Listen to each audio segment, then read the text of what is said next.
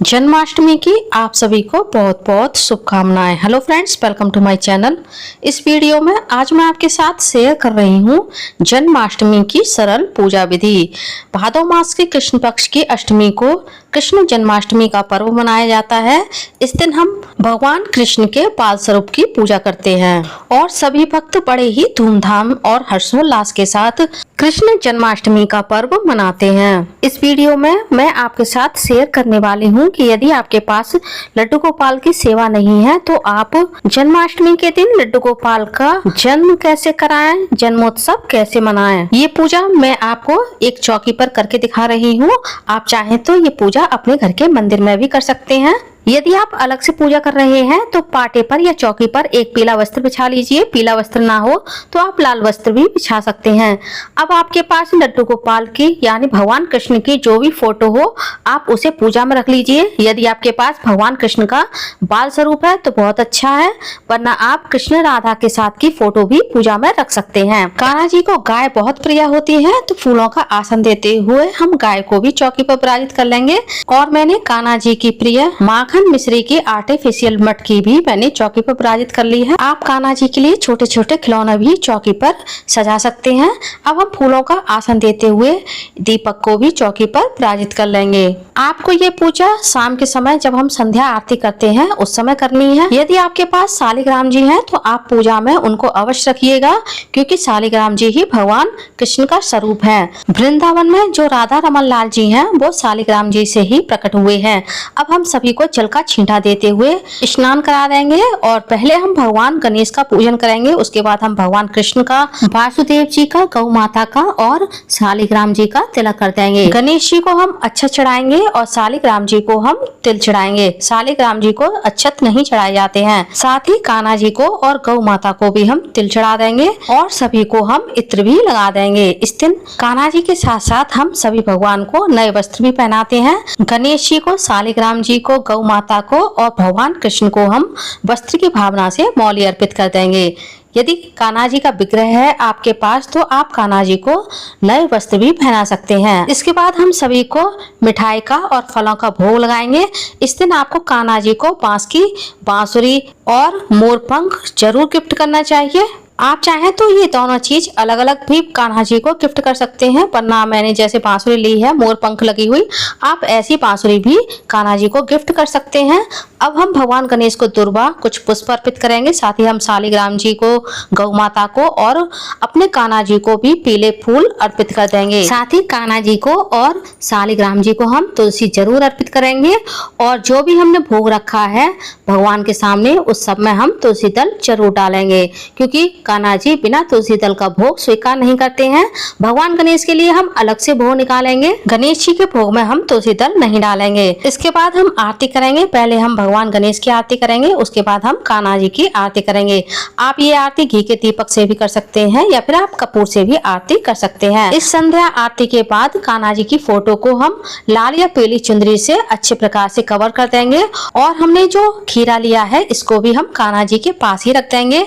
यदि आपको डंठल वाला खीरा मिल जाता है तो आप वो ले लीजिए, नहीं मिलता है तो आप इस तरह का खीरा भी जन्म के लिए भगवान के पास रख सकते हैं। साथ ही एक सिक्का भी हम कान्हा जी के पास रख देंगे। अब रात के 12 बजे से पहले जब तक कान्हा जी का जन्म नहीं हो जाएगा इस फोटो को या चौकी को हम बिल्कुल भी हिलाएंगे डुलाएंगे नहीं। तब तक आप अपने घर का सारा काम निपटा लीजिए और मंदिरों में भी घूम कर आ सकते हैं।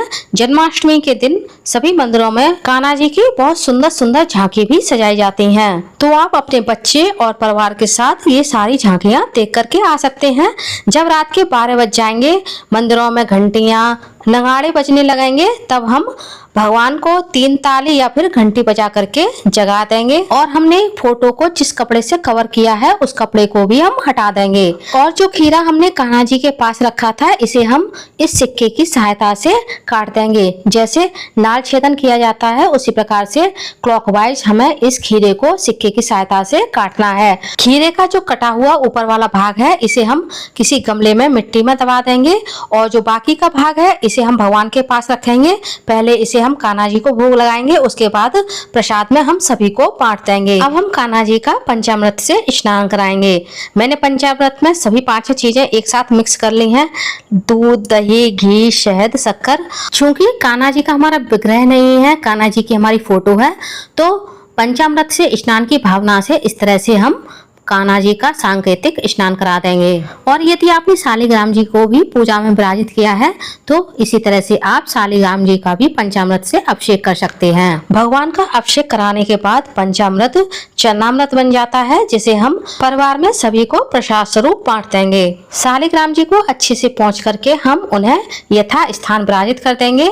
अब हम अपने लड्डू गोपाल की नजर उतारेंगे। आप लड्डू गोपाल की नजर पैसों से भी उतार सकते हैं या फिर आप अनाज से भी उतार सकते हैं, जैसे गेहूं या चावल। बाद में उन पैसों से आप कान्हा जी के लिए कोई सामान खरीद सकते हैं। और यदि आपने अनाज से नजर उतारी है तो वो अनाज आप गाय को खिला सकते हैं। जैसे हम जन्म के बाद कान्हा जी को नए वस्त्र अर्पित करते हैं, उसी तरह से हम वस्त्र की भावना से कान्हा जी को मौली अर्पित कर देंगे और उनका सबसे प्रिय भोग माखन मिश्री का भोग लगाएंगे। आप कान्हा जी को माखन मिश्री का भोग सुबह भी लगा सकते हैं और रात को भी जन्म के बाद लगा सकते हैं। और गणेश जी के लिए हम अलग से भोग निकाल देंगे। अब हमने कान्हा जी के लिए भोग में जो भी पकवान बनाए हैं उनका भोग लगा देंगे। यदि आपने 56 भोग बनाए हैं तो आप 56 भोग लगाइएगा, वरना आपने जो भी बनाया है प्रेम पूर्वक भगवान के लिए आप उसका भोग लगा दीजिए, क्योंकि भगवान प्रेम के भूखे हैं। यदि आप प्रेम से भगवान को रूखा सूखा भोजन भी खिला देंगे तो प्रभु वो भी प्रेम से स्वीकार कर लेते हैं। इसके बाद हम दीपक का भी पूजन कर देंगे। और यदि आपने कृष्ण जन्माष्टमी का व्रत रखा है तो हम हाथ में पुष्प लेकर के कृष्ण जन्माष्टमी की व्रत कथा को पढ़ेंगे या फिर सुनेंगे। इसके बाद हम आरती करेंगे। पहले भगवान गणेश की आरती करेंगे, उसके बाद अपने छोटे से कान्हा की आरती करेंगे, गौ माता की और शालिग्राम जी की भी आरती कर देंगे।